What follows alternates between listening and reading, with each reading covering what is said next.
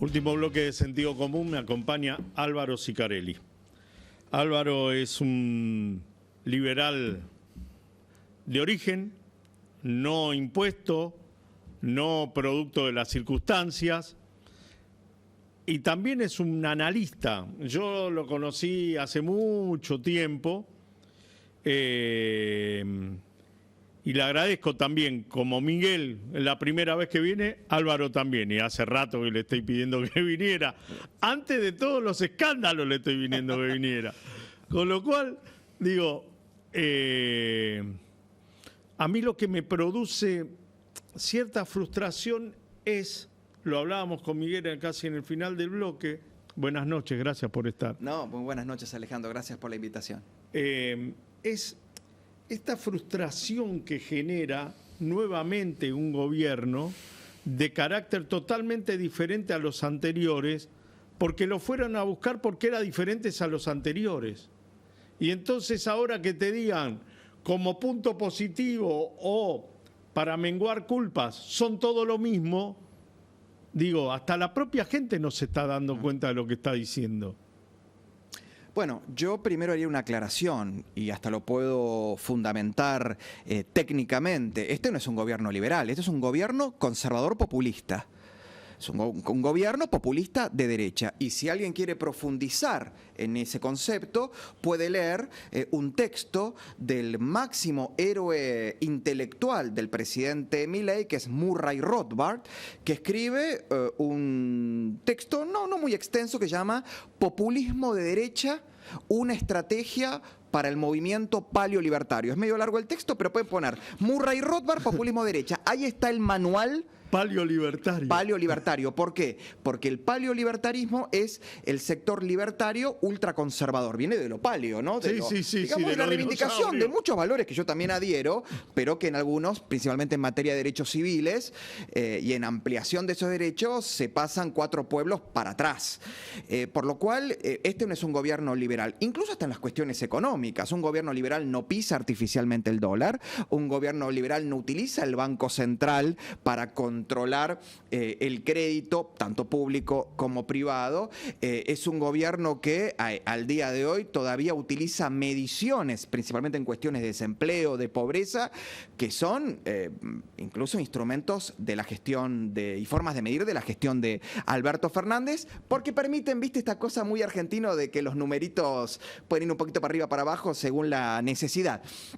Entonces, y como diría un analista que no lo voy a exponer en cámara porque es amigo del gobierno, pero que en privado me dijo: Álvaro, en realidad el gobierno de Milei, el mileísmo, es la última expresión por el extremo de lo viejo, que no es lo nuevo, es la última expresión. Y que muchos analistas, incluso yo, creo que lo nuevo realmente podrá venir si en el 27 no hay un cambio demasiado fuerte, en el 31 o en el 35, con una generación que aprovechará estos últimos, espero haya aprovechado estos últimos 15 años para reflexionar, ¿no?, sobre cómo Argentina, y bien decís vos, parece que cíclicamente, ¿no?, incurre en lo mismo. A mí me parece que el gobierno está incurriendo en un error gravísimo como es el sobrerrelato, lo mismo que el kirchnerismo. Se parecen en tanto, y en esto también, que tiene que ver con que está creyendo algo que la gente no ve. Y entonces va a abrir su casa un día y va a ver que su esposa o su esposo lo está engañando. Y no va a saber qué hacer. Claro. Y esa sensación, yo me pregunto, ¿cómo se puede hacer para sacudirlos y decirle: che, loco, reaccionen? Bueno, otro, digamos, aspecto que comparte el mileísmo con el populismo y que además era propio del kirchnerismo, en primer lugar, el culto a la personalidad. Y el culto a la personalidad se constituye sobre la idea de que el líder, en su momento Cristina y hoy Milei, nunca se equivoca. Todo marcha acorde al plan. Quédate tranquilo, que lo que hoy parece un problema en realidad es la infalibilidad del líder. Exactamente, ¿no? Como que es infalible. Y eso es peligrosísimo, porque le guste o no le guste, a Cristina, a Milei, por pongan el nombre que quieran, son seres humanos y son perfectibles. Y además, con el nivel de exigencia y de desgaste psicoemocional que implica el ejercicio de la primera magistratura del país, la posibilidad de que se cometan errores, primero de criterio, de análisis y de implementación, son muchas. Y perdón, y no está mal, porque está bueno que se equivoquen mientras haya una contención de los costos de esa equivocación, pero que eso implique después aprender y modificar, aprender y dar el vuelco de timón necesario para que la cosa funcione bien. Yo veo que acá es todo genio, ídolo, el más grande. La imagen de Milei transformado en una estampita como el Sagrado Corazón de Jesús. Y yo me pregunto, yo como un liberal que provengo de la socialdemocracia y de una forma de liberalismo de izquierda, digo, ahora me identifico de centro derecha, pero tuvo un proceso de evaluación, de evaluación de mis ideas y de evolución, me pregunto, ¿yo voy a tener doble vara de que lo que le criticaba a Cristina ahora voy a hacer oídos sordos? Porque en algunos aspectos y en algunas políticas de Estado Milei aplica una agenda que yo defiendo. No, hay una cuestión de coherencia y buena fe intelectual que yo tengo que sostener. Antes de ir al plano internacional, que también me atrapa tu mirada, este culto a la personalidad, y fundamentalmente a una personalidad que ni siquiera es Javier, sino que es Karina, produjo que muchas personas que querían acompañar el proceso fueran tildadas de traidores, fueran tildadas de comunistas, fueran tildadas de oportunistas, de cualquier manera. Cucas, ahora todos son cucas. Y me acuerdo una reflexión de un amigo, que no lo voy a nombrar porque es muy amigo, que me dijo los otros días, ¿sabes lo que pasa? Que son muy perjudiciales los familiares en el poder, primer aspecto. Y segundo aspecto, hay veces que las esposas o los hermanos / hermanas tienen tanta fidelidad a su dirigente político, que es su esposo o es su hermana, que lo abrazan tanto que nadie es tan leal ni tan bueno como ellos mismos. Totalmente de acuerdo. Bueno, yo sí en algo que no voy a siquiera sospechar ni cuestionar es el efectivo y real afecto que tiene la cojefa de Estado con Karina Milei, con su hermano. Efectivamente, se adoran por cuestiones del pasado que ya han sido comentadas incluso por ellos mismos, y hay una producción literaria enorme que cuenta la infancia y la adolescencia de ambos, por lo cual yo no cuestiono ni dudo de ese afecto. Ahora, está muy bien, como una cuestión de vínculo, pero a la hora, repito, de ejercer y de administrar los más altos intereses del Estado y de la democracia, como es el gobierno nacional y todo lo que respecta, me parece que hay que ser más moderado y no creerte vos, repito, ni infalible, ni tampoco el salvador, ni el escudo, ¿no? Como decía, el escudo, o Aarón, ¿no? Que en realidad es el que guía a Moisés, porque, repito, se necesita una mente más amplia, una inteligencia, ¿no?, muy colateral, de ir en simultáneo viendo los procesos que son económicos, políticos, sociales, culturales, internacionales, y vos pretender ser el asesor en política internacional, el asesor en defensa, en seguridad, en economía, en la relación con los gobernadores, en el control de la gestión diaria, me parece un poquito mucho, y me parece que estamos hoy viendo las consecuencias de eso. Esa consecuencia claramente es haber designado a Adorni jefe de gabinete. Sí, y ¿cuánto faltará, no? ¿Cuánto faltará? Hay reuniones en la Quinta Olivos, veremos si se participa de los actos protocolares o no. La pregunta del millón es, ¿por qué crees que un gobierno que tenía que reimplantar la moral del Estado termina siendo cuestionada por la moral que están ejecutando en el Estado? Porque hasta aparecieron créditos del Banco Nación multimillonarios para diputados que votaban con ellos. Es decir, no te aumento el sueldo, pero te doy crédito. En primer lugar, creo que quedaron secuestrados de una estrategia discursiva ya desde la campaña del 21, que en ese momento incluso hasta yo me oponía con los estrategas, esta idea de englobar todo en la casta. Y en vez de plantear que casta es sectores minoritarios del periodismo, del empresariado, de la política, de los medios, que en pos de no resignar sus privilegios, no apoyan o no habilitan las reformas que el país necesitan, bueno, se aglomeran en estos grupos de poder. Ahora, decir que toda la política es casta, todo el periodismo es casta, y por casta es corrupto, prebendario, autoritario, persecutor, te secuestra frente al hecho de que cuando vayas a ejercer objetivamente el poder en Balcarce 50 o en el Congreso, muchos de ellos que vos justa o injustamente señalaste como casta son los que después tenés que sentarte a negociar la aprobación de leyes, más en un gobierno de minoría, o son los gobernadores tan legal o intendentes tan legal y legítimamente elegidos como vos.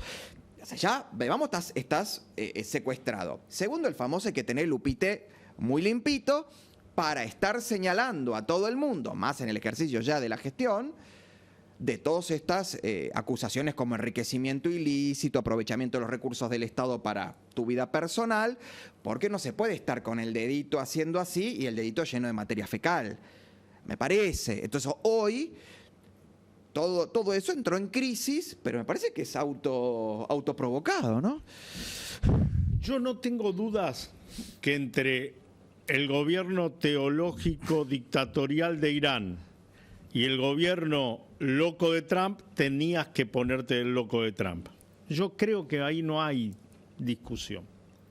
La pregunta que yo me hago es ¿por qué la política internacional elegida por el gobierno nacional es de tal afinidad que también va a terminar presa con el efecto Trump?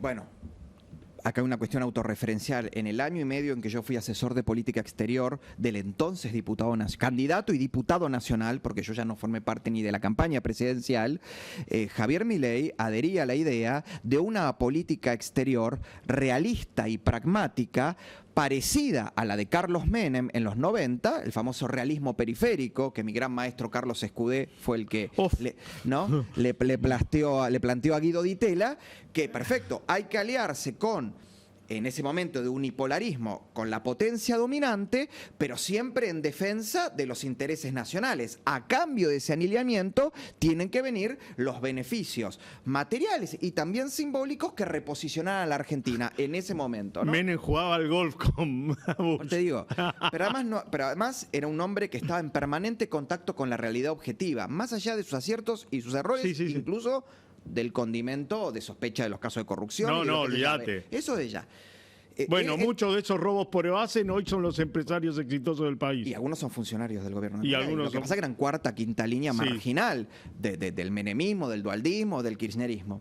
Ahora bien, ¿qué le planteaba yo a Milei? Que si nos apuntábamos a la realidad objetiva, hoy hay dos superpotencias en pugna, China y Estados Unidos, donde Argentina, desde un marco más, si querés, filosófico, valórico y de historia y hasta de inversiones, tiene un vínculo con Estados Unidos, pero después el 45% de nuestra economía y de la economía exportadora y también de crédito está anclada con China. Y lo que le planteaba yo, desde una postura, te repito, republicana en el sentido partido republicano norteamericano, al estilo Kissinger, una diplomacia triangular. O sea, ir pivoteando entre estas dos superpotencias con mayor afinidad con Occidente, el mundo libre, Israel, Estados Unidos, pero no descuidando un vínculo con China, con las monarquías del Golfo Pérsico, con las naciones que, aunque no son perfectamente liberales, son economías muy importantes en el sudeste asiático, donde Argentina, de mínima como economía, es sumamente complementaria. Bueno, eso, cuando yo me fui, claramente no sucedió. Diana Mondino intentó hacer una política exterior lo más prolija posible, porque lo que obviamente quedó y se impuso es una política exterior de tintes, como decís vos, mesiánicas. Va a estar todo bien porque Javier Milei está asignado, como diría Carlos Menem, ¿no?, por la estrella, ¿no?, como César por su estrella, y síganme que todo va a estar bien. Y no es así, y realmente estamos viendo los golpes. Y acá una breve aclaración. ¿El Estado de Israel tiene una alianza automática con Estados Unidos? No. No, la tiene. Después de 60 años de trabajo profundísimo de construcción de confianza estratégica Israel y Estados Unidos, donde Estados Unidos transformó a Israel en el principal depositario de asistencia militar, económica y política directa. En plata, en 60 años, más de 700.000 millones de dólares fueron de Estados Unidos a Israel. El segundo país que firma un tratado de libre comercio con Estados Unidos es Israel. Quiere decir, Israel es aliado, pero no se regala. Y tardó 60 años esa relación. En 2 años, intentar transformarnos en Israel y acompañar. Por un lado me parece imposible, y por el otro, Alejandro, Estados Unidos e Israel no piden tanto. Álvaro, gracias por tu tiempo. Favor. Gracias por un placer porque enorme. sé que cuesta venir acá, porque sé que te cuesta por tus múltiples tareas y nada. Gracias por haber venido. Por favor, un placer enorme, y seguramente el mundo nos dará la posibilidad de que nos encontremos para analizar cómo evoluciona todo. Álvaro, gracias. A vos, gracias. Nosotros nos despedimos, realmente un programa lindísimo, yo la disfruté mucho, hablo mucho con Álvaro, estoy hablando bastante con Miguel y realmente son personas que nos ayudan a pensar, que no están en la grieta. Estamos así, sujetados, tratando de sobrevivirlo, pero no estamos ahí. Nos vamos, nos reencontramos la semana que viene con más sentido común. Ustedes han sido muy amables, muchas gracias.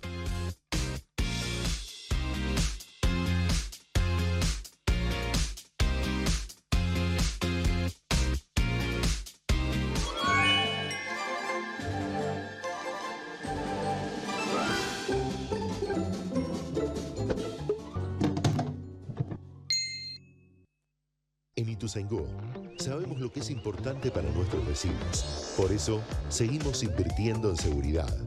Con más operativos en calles y horarios estratégicos, sumando más de 200 cámaras y 200 alarmas vecinales, más patrulleros y accesos seguros, que junto con el trabajo del Centro de Monitoreo Activo las 24 horas y la aplicación Seguridad Mi, fortalece nuestro anillo digital de seguridad.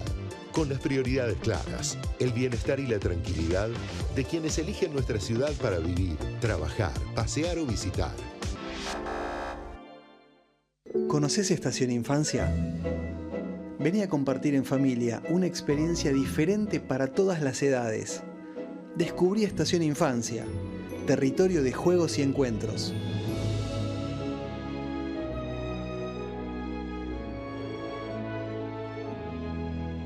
Reserva tu pasaje gratuito en sanmartin.gov.ar. Cámara de Diputados de la Provincia de Buenos Aires. Seguinos en nuestras redes sociales y entérate de nuestras actividades. Encontranos en X como @HCDiputados, en Instagram, Facebook, YouTube y TikTok como Diputados BA. También podés visitar nuestra página web y suscribirte a nuestros canales de difusión en WhatsApp y Telegram.